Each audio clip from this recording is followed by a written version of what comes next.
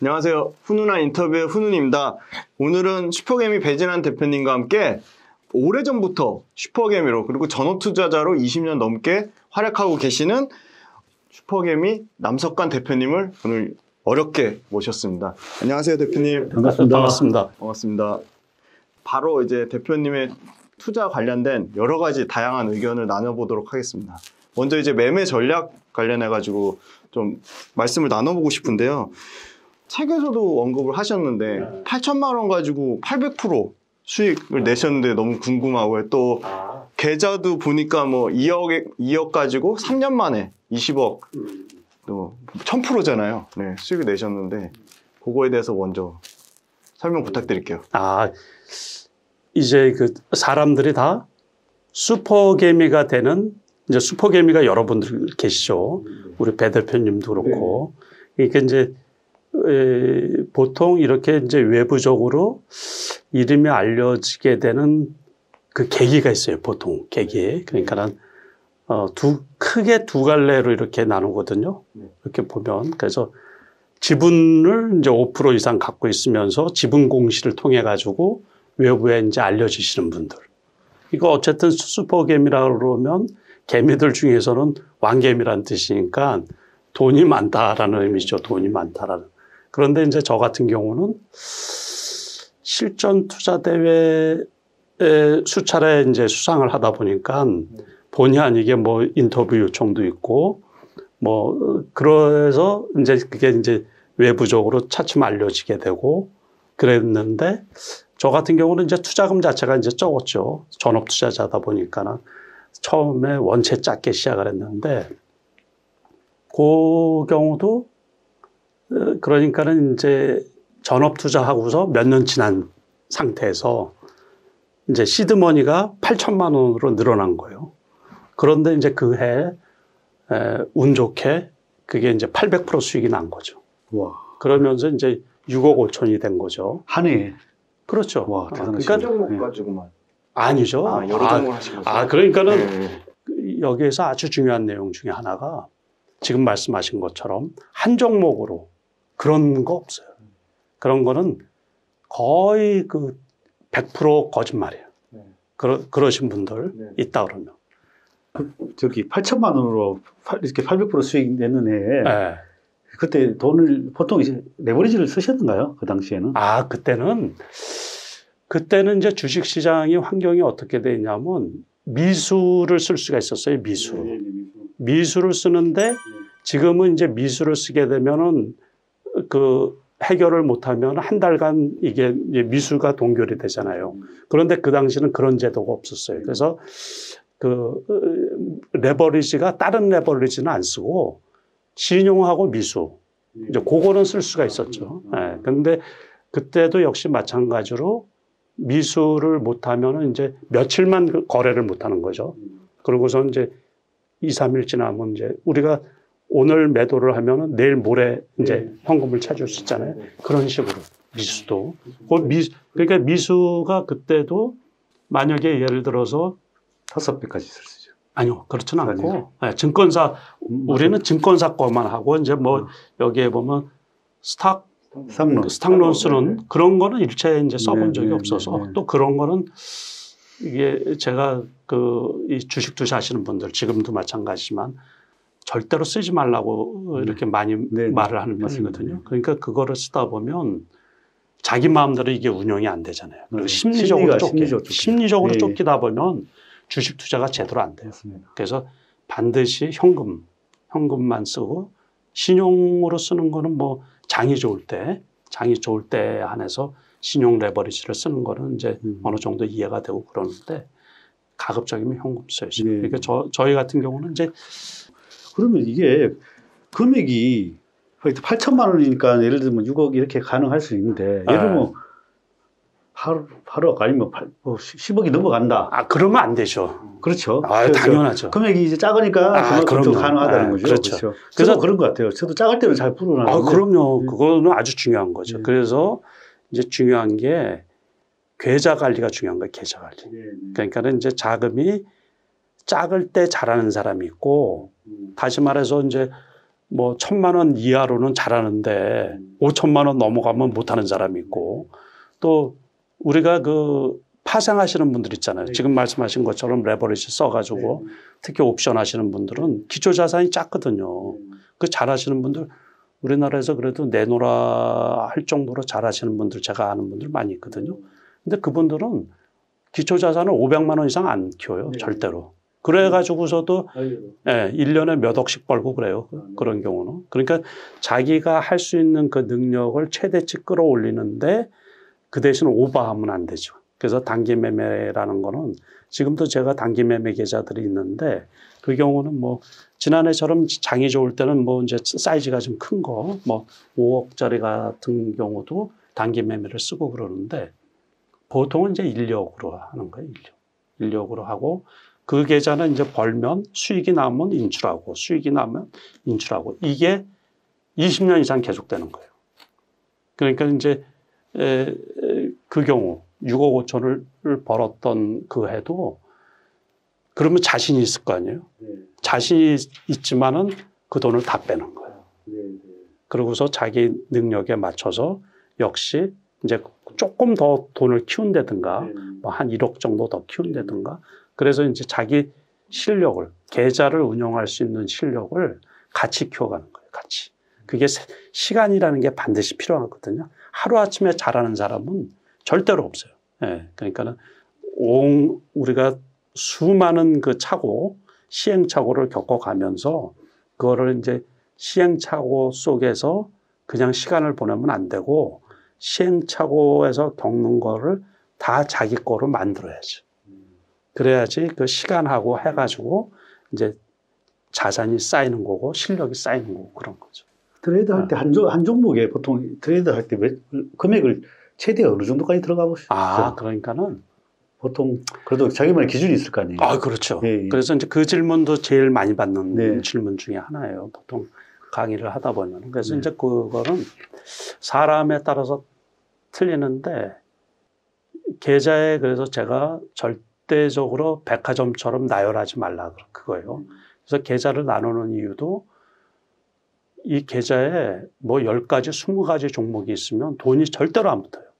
집중력이 떨어지기 때문에. 네, 맞습니다. 네, 그래서 큰 계좌는 큰 계좌에 담는 종목이 따로 있죠. 네, 네. 그리고 지금처럼 이제 장 자체가 슬럼화되어 있다든가 조정장이나 횡보장 이럴 때는 이제 오히려 대형주 같은 경우는 비워두는 경우가 많이 있고 단기 매매하는 계좌들은 지금 말씀드린 것처럼 1억, 2억짜리. 그러면 보통 2억짜리, 3억짜리도 한두 계좌밖에 안 해요. 네. 그러니까 1억짜리는 거의 한 계좌, 한 종목 하신다고 보면 돼요. 한 종목. 그래야지 깔끔하거든요. 보기에도 깔끔하고 손절하기도 쉽고. 네? 그러니까 저라고 항상 성공하는 건 아니잖아요. 특히 단기 매매는 지금도 어렵거든요. 지금도 제일 어려운 거예요. 그러니까 자산을 이렇게 이제 슬럼화된 장에서는 돈을 키우기가 제일 좋은데 그 대신 이제 리스크가 있다 보니까는 그래서 손절도 한단 말이에요. 그럴 때도 계좌가 여러 개다 보면 이게 종목이 여러 개다 보면 이 눈 가기가 바빠요. 그러니까 이제 한두 종목으로 이렇게 딱 국한을 시켜놔야지 아니다 싶을 때는 뭐 시장가로도 팔아야 되고 그럴 때가 있으니까. 보통 수익률을 이제 그래도 기준이 보통 나는 한 3%를 먹겠다, 5%를 먹겠다 그 기준이 있습니까? 그건 없어요. 그냥 뭐 종목에 시장에 따라서 뭐 시장, 10%든 뭐 30%든 뭐 스윙도 가져가고 뭐 그렇죠. 그렇게. 그러니까는 이제 이게 벌써 주식한 지가 오래됐잖아요. 그러니까 제 머릿속에 빅데이터처럼 이렇게 쌓여져 있는 거예요. 그러니까는 분봉 뭐 이런 걸 안 봐도 지금이 꼭지다라는 게 탁탁 나오거든요.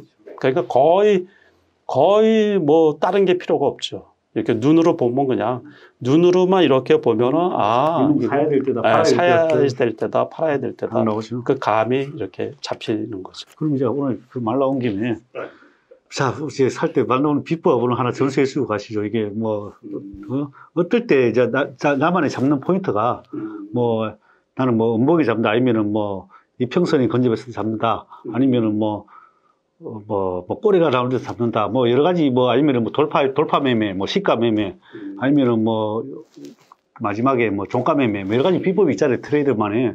그래갖고 뉴스 매매, 뭐 여러 가지 비법이 있는데 그 중에 제일 많이 하시는 비법 하나 전수해 주세요. 그러니까는 이제 제일 많이 쓰는 매수 포인트 종목 이런 거 찾는 거는 주로 뉴스예요, 뉴스.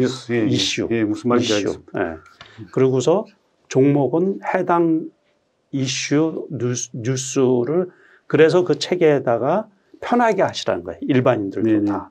그 처음 주린이들 들어오시는 분들 중에서도 나중에 이제 슈퍼개미가 되고 싶으신 분들 그런 분들도 기본적인 공부는 할 줄 알아야죠.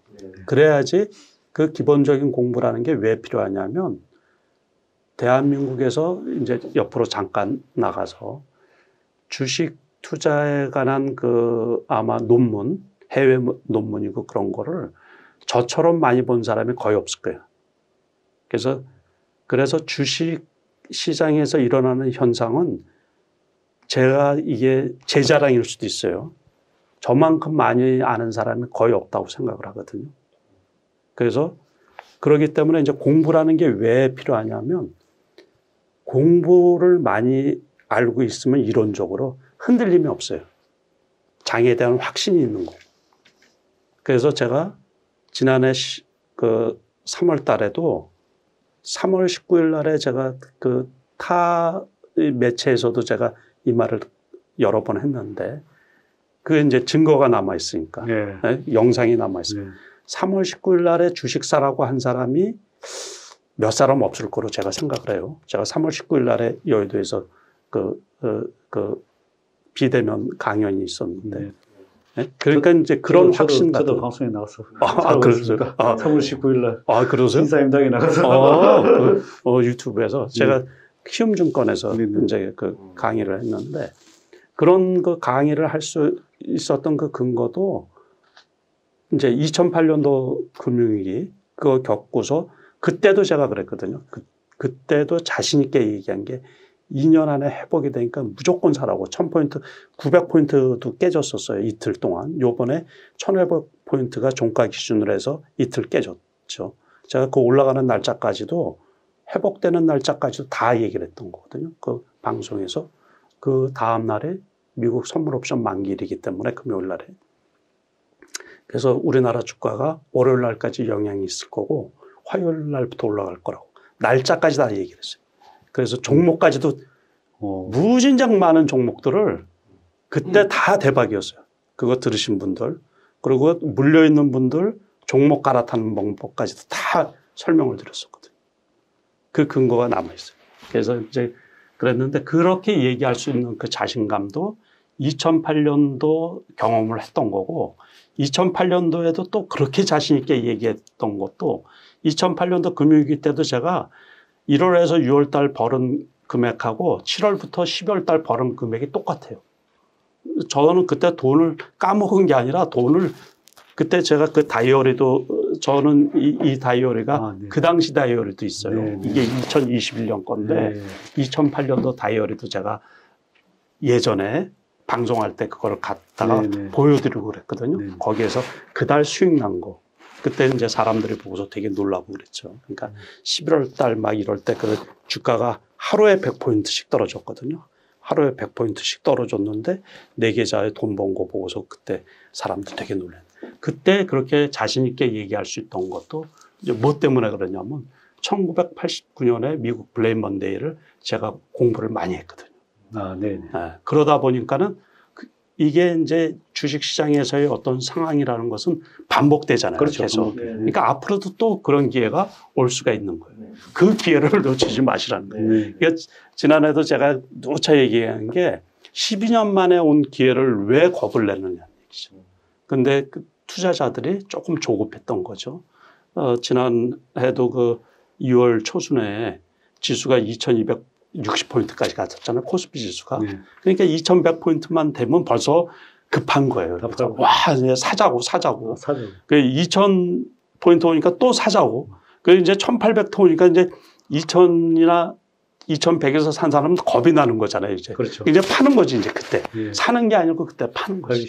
2000 깨지면서 또 팔고. 또 팔고 그러다 보니까 지수가 이제 연거푸 해가지고 아시다시피 이제 1500포인트까지 왔는데 아무튼 그래서 이제 공부가 필요한 거예요. 지금도 꾸준히 공부를 해두시는 게 좋죠. 장이 이럴 때.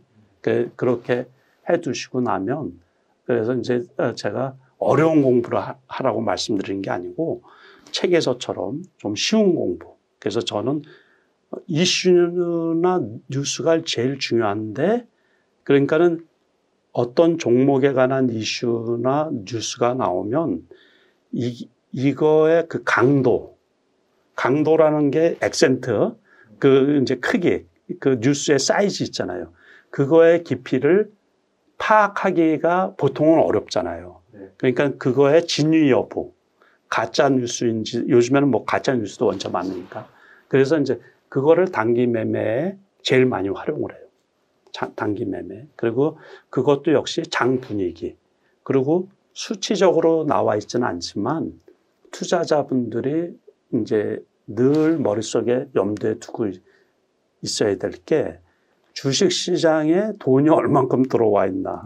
그것도 상당히 중요한 거예요. 중요하죠. 네. 그래서 그런 거를 우리가 수치적으로는 몰라도 감각적으로. 그래서 이제 그런 것들을 투자할 때 제일 많이 활용을 하는 거예요. 그러니까는 이 차트도 많이 보시잖아요. 차트 보시는 분들도 많고 그러잖아요. 근데 장이 나쁠 때는 차트는 후행성이에요. 그러니까 아무 의미가 없는 거예요.